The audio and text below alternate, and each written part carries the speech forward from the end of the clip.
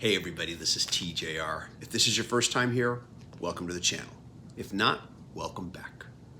And last night, I was at my local record store and I found this. This is, of course, Heart-Shaped World by Chris Isaak. And this album has, to my understanding, to the best of my knowledge, been for a long time a very hard album to find because it hasn't been reissued since probably the late 80s. And for that reason, it's hard to get and also expensive. I understand that prices for this one go for about roughly $100 to score, a used copy. This is a new pressing, and it's also what's referred to as a Record Store Day essential. It's not part of the regular Record Store Day event, which happens twice a year. It instead is part of what's going to be an ongoing series of one-and-done releases that will happen throughout the year. They will still be limited.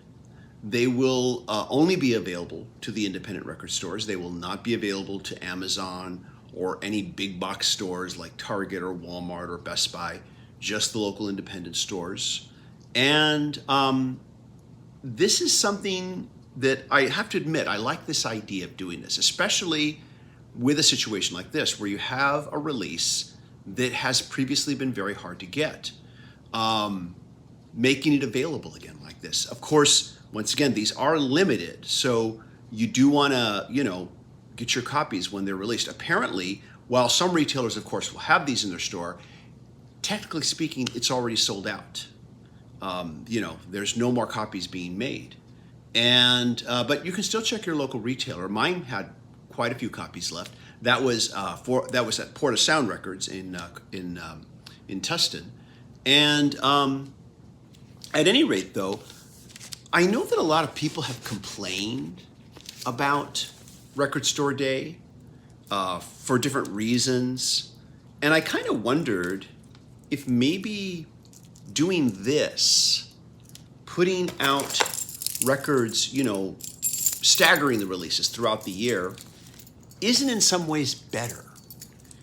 I have to admit, I do think it's probably better if you're a consumer. Because oftentimes, you've got this event that's only twice a year. A lot of stuff gets released. Maybe there's a lot of stuff you want to get, but you can't afford it all. So you kind of have to decide, okay, this is what I can afford to get. Of course, you also have to be able to get it too. Sometimes you get there early, you get in line, and it's gone before you ever even get a chance to get in the store. That does happen. But that's part of the aspect of Record Store Day is that there's a scarcity. You're on a bit of a treasure hunt, and you might find what you're looking for, you might not. That's part of what it's about. Some people like that. Some people don't like that. These will still be scarce and hard to get, but I have a feeling that just financially speaking, it's easier to buy one record a month over a 12-month period. And I'm not saying they're doing this monthly, but just theoretically speaking, it's easier to buy one record a month over a 12-month period than having to buy 12 records on one day.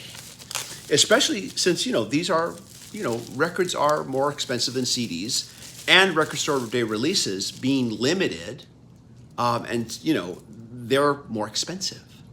But in a situation like this, like I said, this album, if you want to get a used copy, it's probably going to cost you $100 if it's in good condition. Maybe less if it's not in as good of a condition.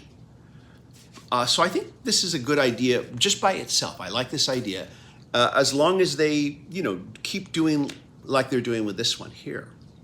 But the idea of staggering releases for Record Store Day definitely has some appeal for consumers, just financially speaking. However, though, the whole idea of what Record Store Day is about could lose some of its impact without that one-day event, twice a year that we have currently right now. It could lose some of its impact. I don't know. Maybe we have only one day a year, and we do more staggered releases on some of them as well. I think that keeps the interest going, and I think that consumers can buy more because they're not having to have to buy it all at once, and that it's easier to budget financially speaking. I don't know. It's just a thought. Let me show this to you real quick here. We've got it opened up here. And here's the sleeve. I've never owned this on vinyl. I've had it on CD. Let's see here. Here we go. There we go. Let's take a look. White vinyl. There we go. Pull that out carefully. Oh yeah. Look at that. There's the Sun Records logo. Very nice. Yeah. Looks very clean too. Yeah. Very nice. Not pure white. There's a little bit of some swirl in here, but it's very subtle. Don't know if that shows up here on camera, but a little bit of swirl. I would say almost more like a white marble vinyl is what I would describe this as. It says white vinyl on the label, but I would describe this more as white marble, in my opinion. Let's put this back in the sleeve here. There we go. But it looks very, very clean. And so I've already heard from people who've already listened to this that this pressing sounds fantastic. So I don't think I'm going to be disappointed. But let me know what you think about that. Just that idea of doing releases on a more staggered basis. Either way, I think this is a good idea to do this sort of thing throughout the year. I think it keeps the interest going. And I think it's great if you're going to make releases that are hard to get, no longer available, and make them available again like they're doing with this. Let me know your thoughts. As always, if you like what I do here, be sure to hit like, hit subscribe, and hit the bell notification icon. And thank you to my mighty and fierce patron supporters who are helping me make more videos. If you'd like to be a patron supporter, please go to patreon.com/TJR the original. Patron supporters do receive exclusive weekly videos not available here on the channel. And thank you so much for making it to the end of this video. That helps a great deal. And just thank you so much for stopping by and watching. I really appreciate it. Looking forward to reading your comments. Everybody take care.